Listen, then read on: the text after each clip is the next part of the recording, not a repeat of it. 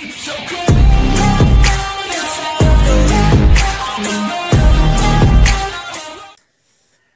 वालेकुम। तो कैसे हैं आप सब? आई होप सब खैरियत से होंगे। तो वेलकम है आप सबका मेडिकल टिप्स बाय फार्मासिस्ट में। तो आज हम बात करेंगे जी डायरिया के बारे में, जो कि मोस्ट कॉमन है हमारे यहाँ, ठीक है, जो किसी भी वजह से हो सकता है, जिसमें हम एंटीबायोटिक्स मेडिकेशन की वजह से भी हो सकता है, कोई भी इन्फेक्शन हो जाता है हमें, या कोई फूड पॉइजनिंग की वजह से भी हो सकता है। तो बात करते हैं जी कि डायरिया है क्या। तो इसमें क्या होता है कि हमें दिन में 4 से 5 दफा यानी कि लूज मोशंस आना स्टार्ट हो जाती हैं, इससे ज्यादा भी होते हैं कई बार।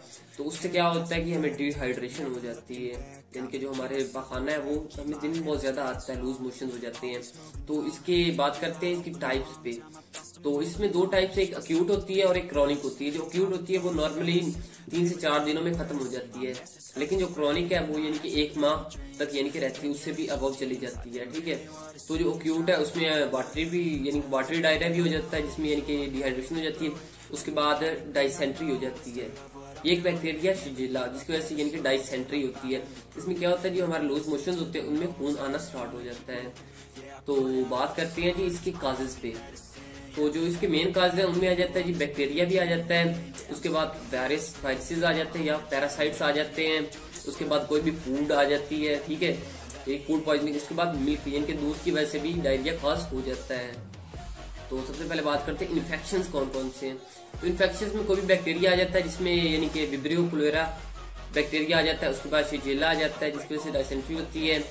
उसके बाद पैरासाइट्स या फूड पॉइजनिंग, कोई भी फूड जिससे हमें एलर्जी है उसकी वजह से भी डायरिया कॉज हो जाता है। और अक्सर औकात दूध वगैरह पीने से भी हमें डायरिया हो जाता है। तो चलते हैं इसकी सिम्टम्स के बारे में। तो सबसे पहले जो इसकी कॉमन सिम्टम्स है उसमें आ जाती है डिहाइड्रेशन हो जाती है। उसकी वजह से क्या होता है कि हमारी बॉडी में जो यानी कि नॉर्मल वाटर होता है, वाटर की कंसंट्रेशन होती है वो बहुत ज्यादा कम हो जाती है। हमारे बहुत ज्यादा मिनरल्स और जो आयंस है वो इलेक्ट्रोलाइट्स वो लॉस हो जाते हैं, तो इसकी वजह से हमें बहुत ज्यादा वीकनेस।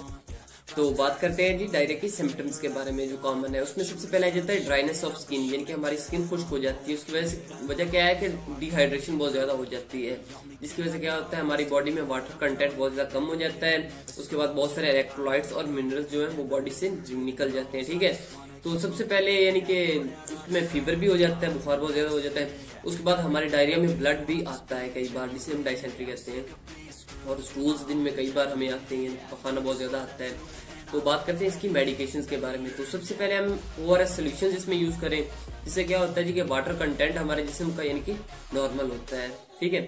उसके बाद अगर ये बैक्टीरियल इन्फेक्शन है तो इसमें हम azithromycin first line of treatment यानी कि यूज करवा सकते हैं, ठीक है, जिसकी 500 mg की टेबलेट्स हम दिन में एक बार यूज करवा सकते हैं, जो चिल्ड्रन वगैरह यानी कि 13 ईयर्स से कम है।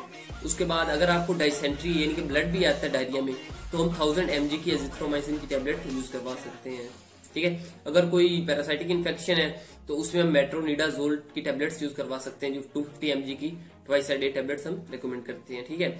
तो उसके बाद बात करते हैं कुछ होम रेमेडीज के बारे में, जिससे इनके डायरिया ट्रीट हो जाता है। तो उसमें सबसे ज्यादा हमें यानी कि पानी पीना चाहिए, यानी कि साफ वाटर जो है, ठीक है, मिनरल वाटर।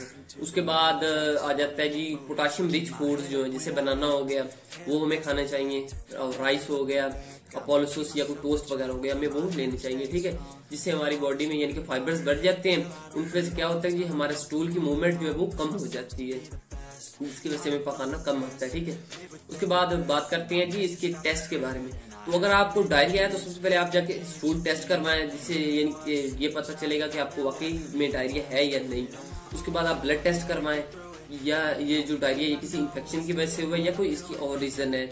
और रीजन में यानी कि कोई एडवर्स इफेक्ट्स भी हो सकते हैं एंटीबायोटिक्स के। अगर आप पहले से कोई यानी कि ट्रीटमेंट कर रहे हो अपनी, यानी कि बैक्टीरियल ट्रीटमेंट या कोई भी ट्रीटमेंट अपने जिस्म में कर रहे हो, तो उसकी वजह से एडवर्स इफेक्ट्स में ना डायरिया हो, तो अपने डॉक्टर से ये रेकमेंड करें। Thank you for watching this video.